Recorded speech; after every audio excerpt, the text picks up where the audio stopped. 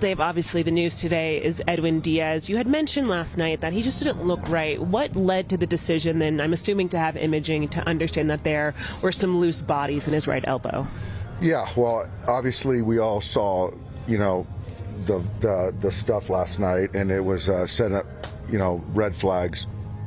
And so after the game, he had a conversation with our training staff and felt that he had some elbow discomfort, and kind of looking at what was going on last night. So we just wanted to be proactive and felt that it was smart to get an MRI, get imaging, which we did do, and it showed loose bodies. And so it happens with players, and so it just kind of came to a head last night, and so we felt get the surgery scheduled and expect a second half return. Considering it is so early in the season, does this at least feel somewhat like best case scenario of finding out this now, being able to schedule the surgery and putting him in a position in which he could be available second half? Yes, yeah. I think given, you losing your starter to a surgery, this is, I would say, best case scenario. Just to be clear, yesterday was the first time he mentioned anything about the elbow? Yep. Did he say if it had been bothering him before, or that was the first time he felt it? First time he felt it. And so, not to make it about myself, but I had that same surgery at the end of my career, and it's something that just, you have loose bodies and they're asymptomatic until they're not. And so I can kind of relate to, what he was going through. So it just happened last night, and it's unfortunate. How long did it take you to come back? It was like I don't recall. It was that 2008 season for me, so I don't really recall. Does that provide some clarity as to why the velocity was maybe down to start the season? It does, and so I think for us is but again, that's the first time that we felt or he felt anything or there's any signs of it. So as soon as we found out, we tried to do something about it and get imaging, and it was telling and giving us good information, and to then now go ahead with the surgery. So yeah, but it is good to have some validation on why, the velocity was down. And it was just the loose bodies, there wasn't anything with the ligament or anything else? Nope, not at all. When you say the second half, what is realistic? Do you kind of have a time frame of what you guys are looking at? I don't think so. I don't think so. I think that just to be vague and broad kind of gives us some wiggle room, because I don't think anyone knows. Yeah. As far as the closer situation now, who closes for you? Does it go back to Tanner? Yeah, I would say, I don't know that. There could be a big spot in the seventh where I feel that could be the game. And so I do feel comfortable with, a handful of guys really that I feel that can close out games for us. So right now I'm not going to name a closer. How drastically does that change the way you use the bullpen now, though? It does change it in a big way. I do think that, being able to deploy guys in their right lanes or pockets, I think has been helpful. But with that, I do think that, Alex has been throwing the baseball really well.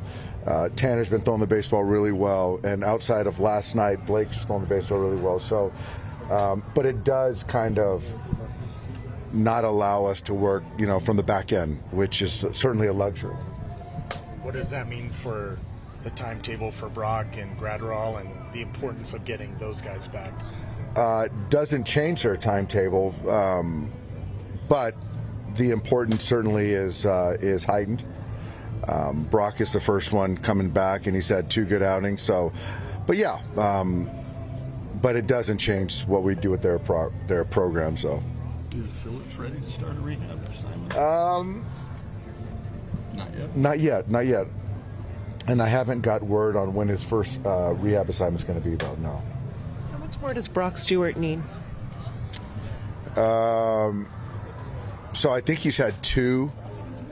I don't know. I would assume that. I would assume 5 would be the floor, because you got to do the back-to-back and potentially if there's an up-down in the progression. So I'm not sure, but I would assume 5 is a safe floor. Watching him yesterday, did you think something like this was a possibility? No, I didn't. But, like I said earlier, it does give you at least a little bit of, it makes more sense. But I never really try to think about a surgery as an option for the guy, and I was hoping more of a dead arm situation. In general, the bullpen the last two games just has faltered a little bit, whether it's been Will Klein, Edwin Diaz, or even Blake Trinan last night. What have you just been seeing from the group, specifically these last two games in this series? Pitch execution.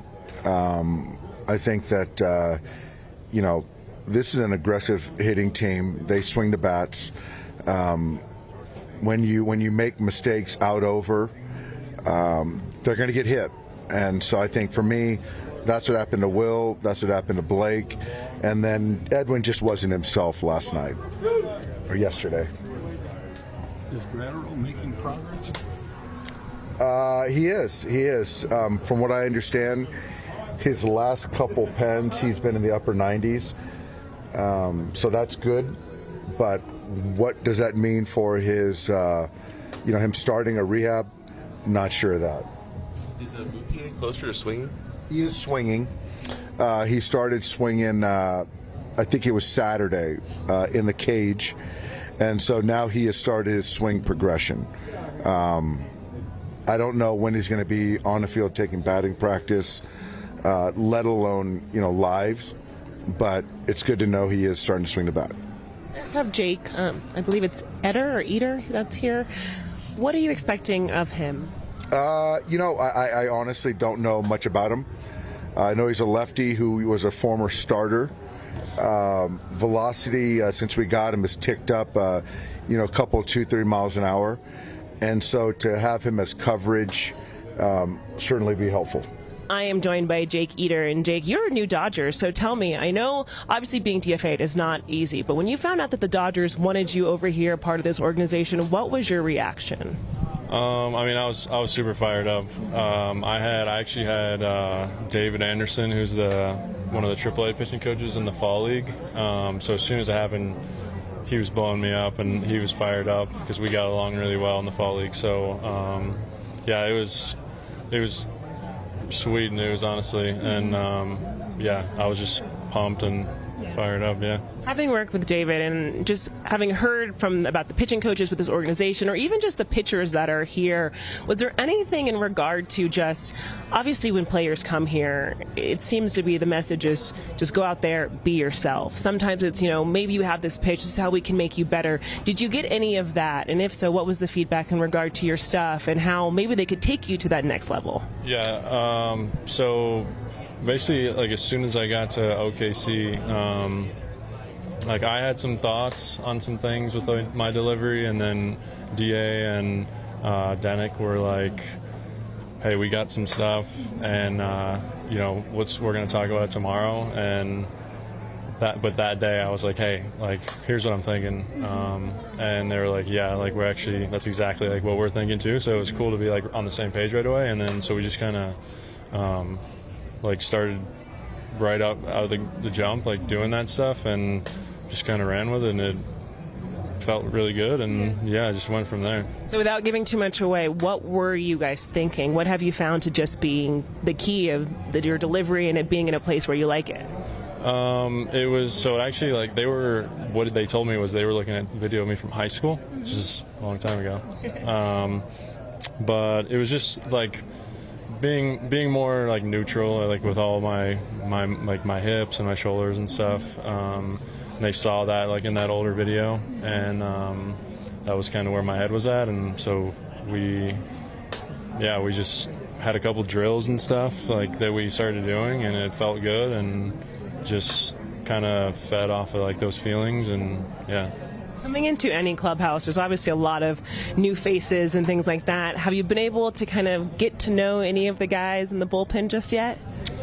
I don't know Alex Vesia, but he was I think gone a year before me with the Marlins. So as soon as I got in, he was like, "You missed me by a year with the Marlins," and we were talking, and he was like, anything you need, just come, let me know. So that was sick. I've met everyone. but Kyle Hurt's here, which I know him a little bit. But yeah, just looking forward to getting over one. Yeah. So now, just being back in the big leagues, when you look at this opportunity, I mean, what are you hoping to show this organization, to show yourself, and what you can do here?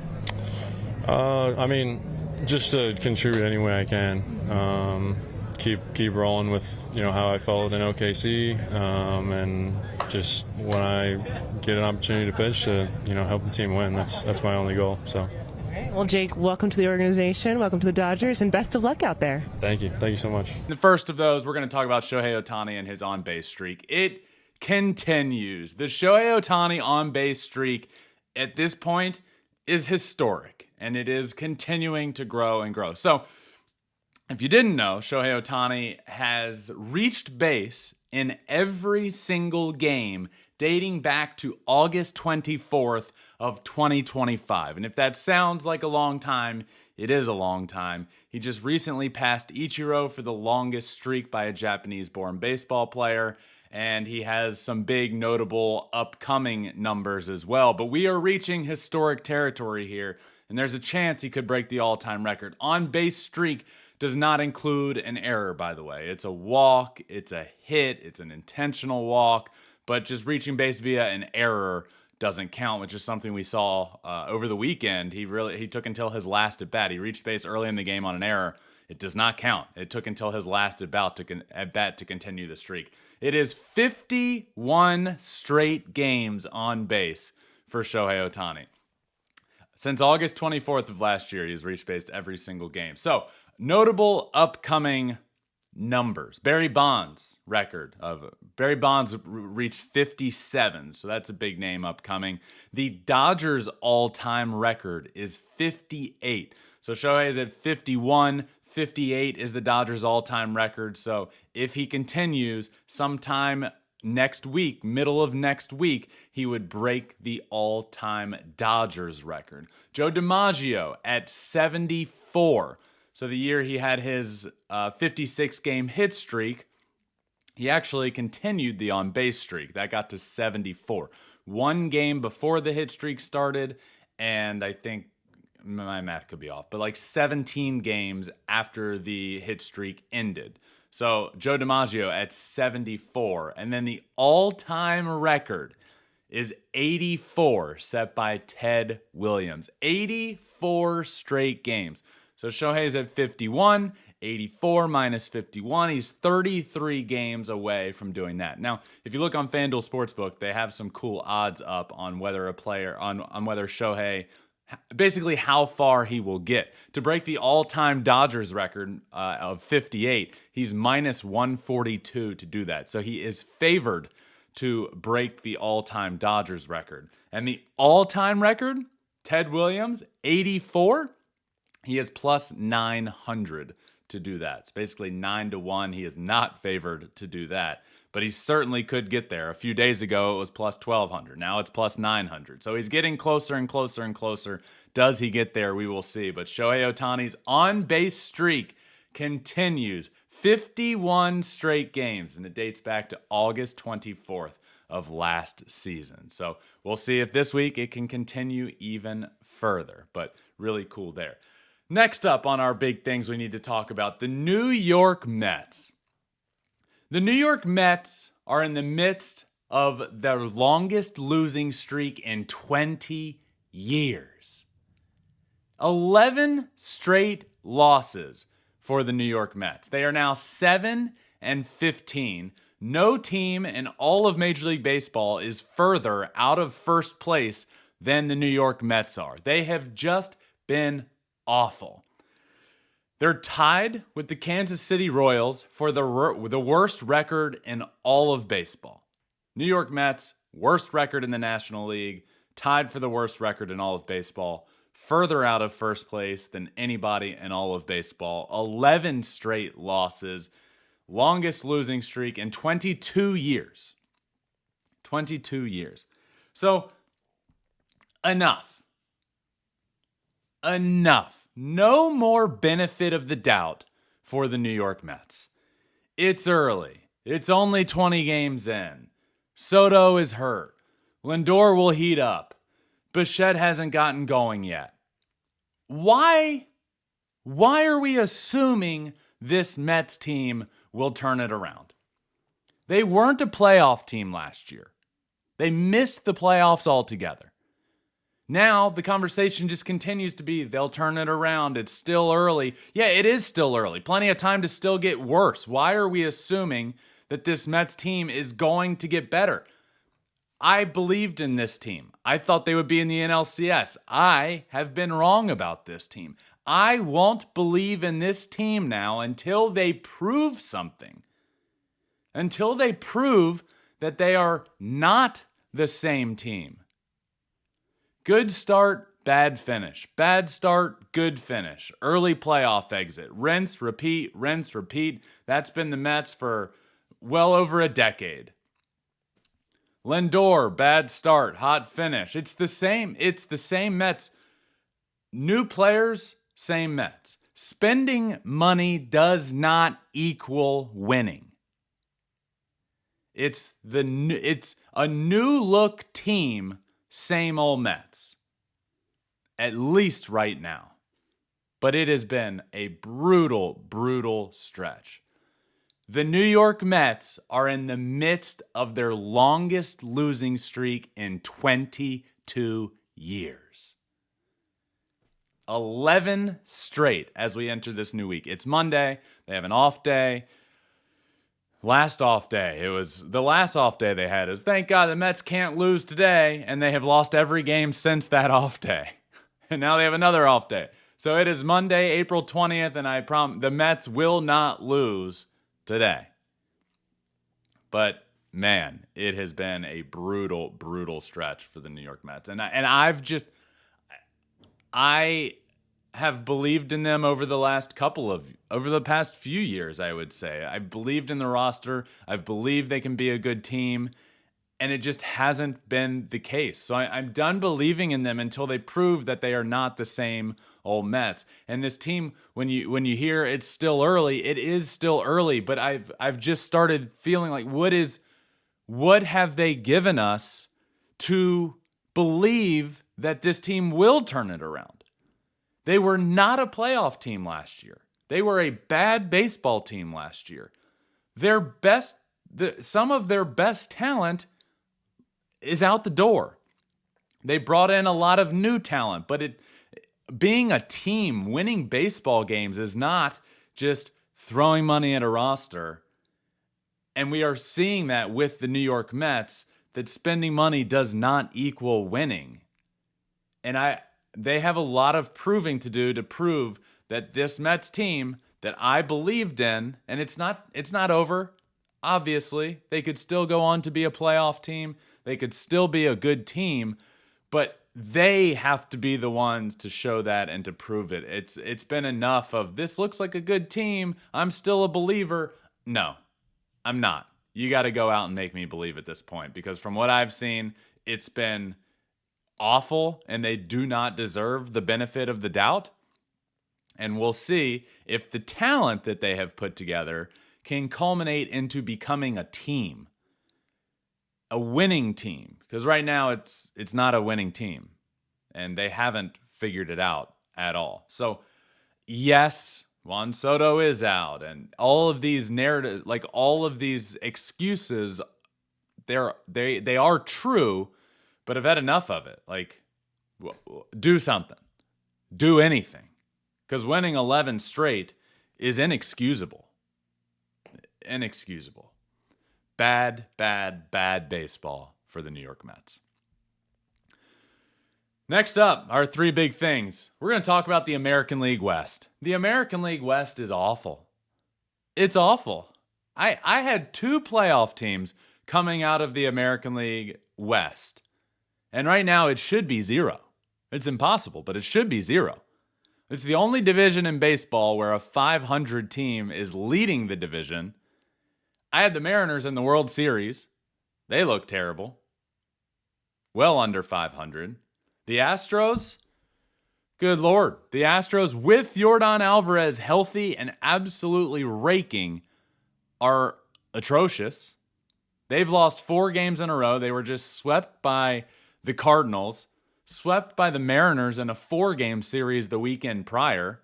The only two bright spots in the division are actually the A's, who are 500 right now, and the Angels, who are just one game back in the win column of 500. So those two teams were supposed to be the worst two teams, and they've been the bright spots in the division. I thought the American League West had a chance to be three really good baseball teams with a surprisingly exciting team, with a surprisingly exciting fourth team in the division. And it's just turned out to be plain awful. The surprisingly exciting team that I thought could be the A's has been somewhat exciting. But other than that, a division that I just thought was going to be awesome, like really fun and competitive and good baseball, has been competitive and bad.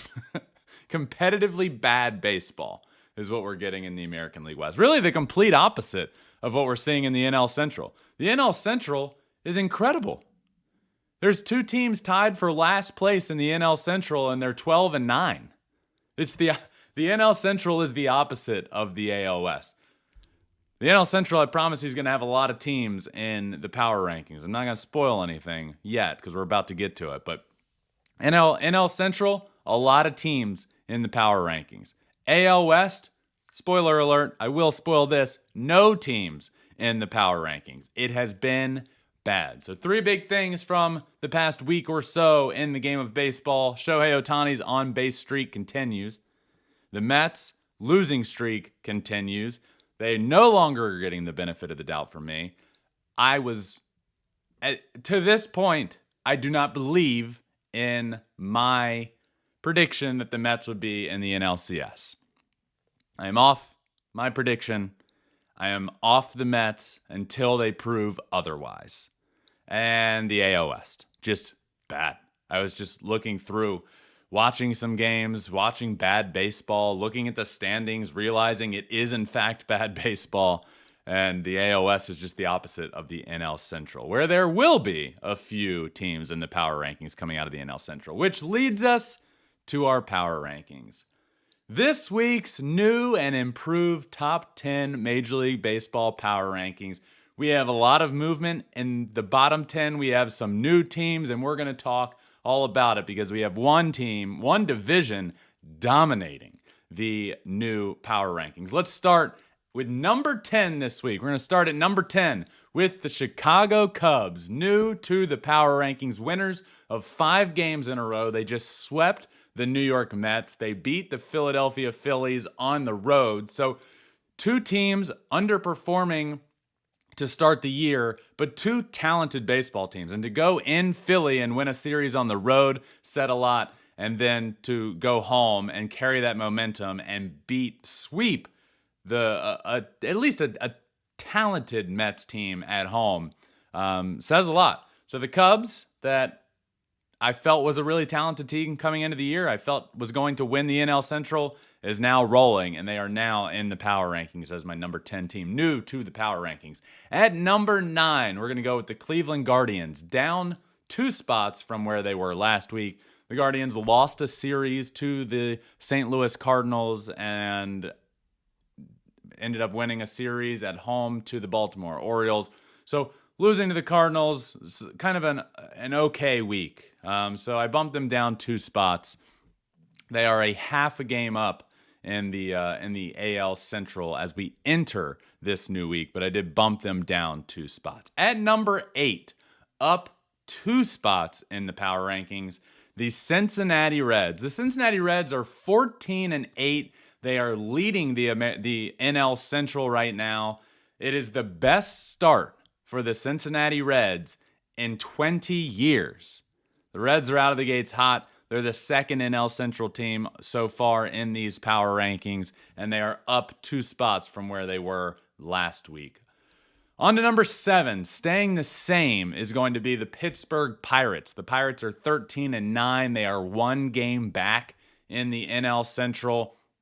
Won a good series over the weekend against a team playing pretty good baseball in the Tampa Bay Rays. Pirates win that series. Not a great earlier in the week series, so I just kept the Pirates the same. But the Pirates are fun.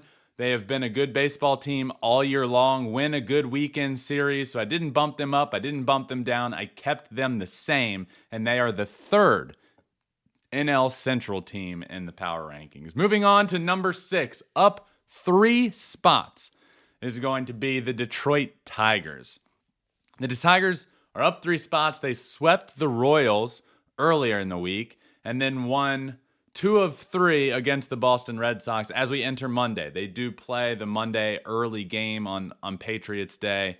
I believe they're actually playing as I'm recording, and they just fell behind in that game. But aside, these power rankings are entering the new week, the current standings, and they are up 3 spots for a good week, sweeping the Royals 2 of 3 in Fenway. And we'll see what ends up happening there. They do have one more in Boston, but so far, good series for them. Tigers up 3 spots to number 6. At number 5, I'm going with the Milwaukee Brewers. They are going to stay the same.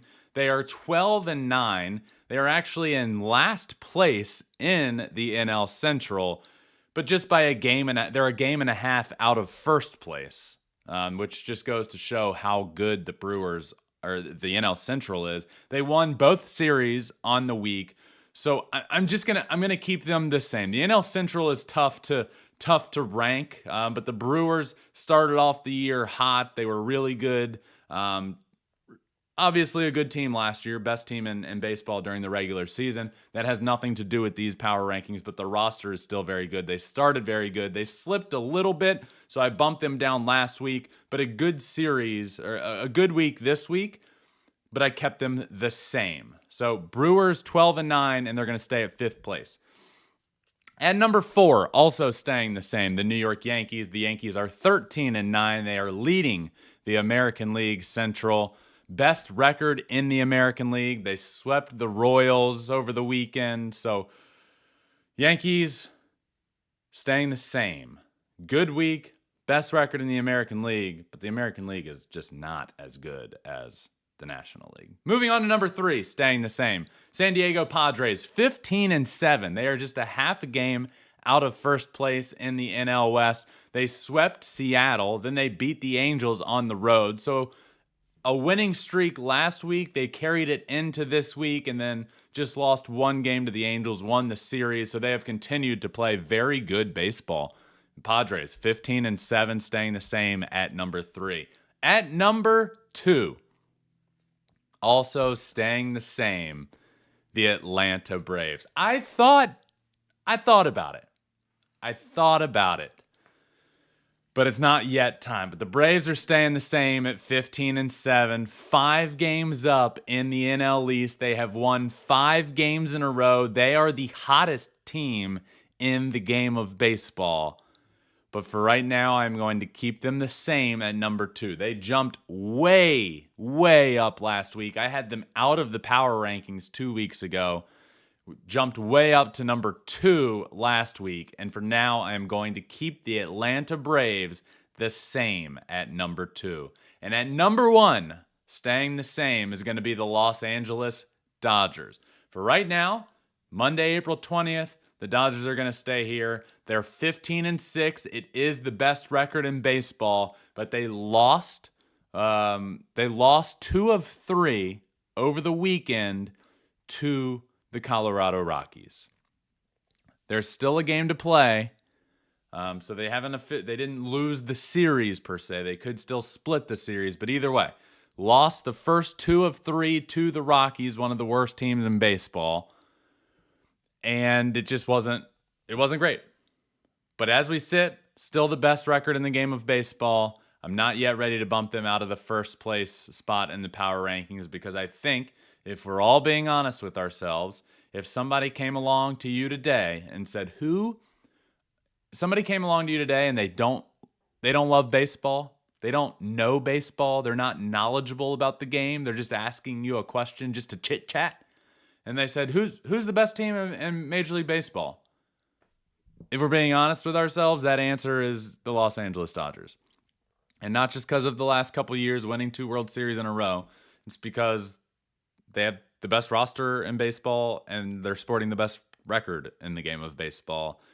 And though a bad weekend for the Dodgers against a very bad team, it doesn't yet change my thoughts about them as a team. So the Los Angeles Dodgers are going to stay number 1, but I will say the gap between number 1 and the Braves at number 2 from last week to this week shrunk big time.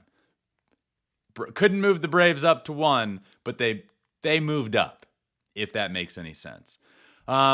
So those are your power rankings this week. It is at 10, the Cubs, 9, Guardians, 8, Reds, Pirates, and Tigers at 6. The top 5 all stayed the same. Brewers, Yankees, Padres, Braves, Dodgers. So a little bit of to clarify power rankings a little bit. It has always been, look, this isn't standings, okay?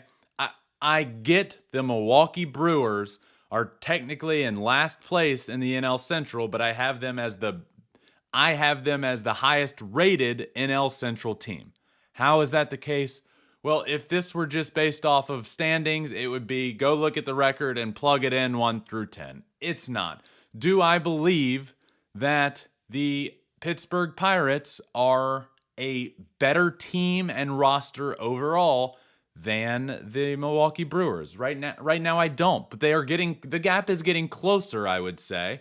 But that's why the Pirates can be ahead of the Brewers in the standings, but the Brewers are ahead of the Pirates in my power rankings, if that makes sense. If anybody in the NL Central is ranked too low, the one I struggled with the most is the Cincinnati Reds, who have the best record. They're leading the NL Central, the best start in 20 years. I could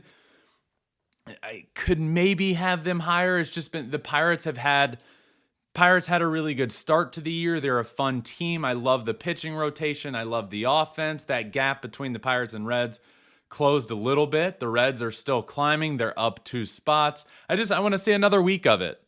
I want to see another week of it from the Reds. But if anybody, the Cardinals could be here, but because they have a better record than these teams in the Central.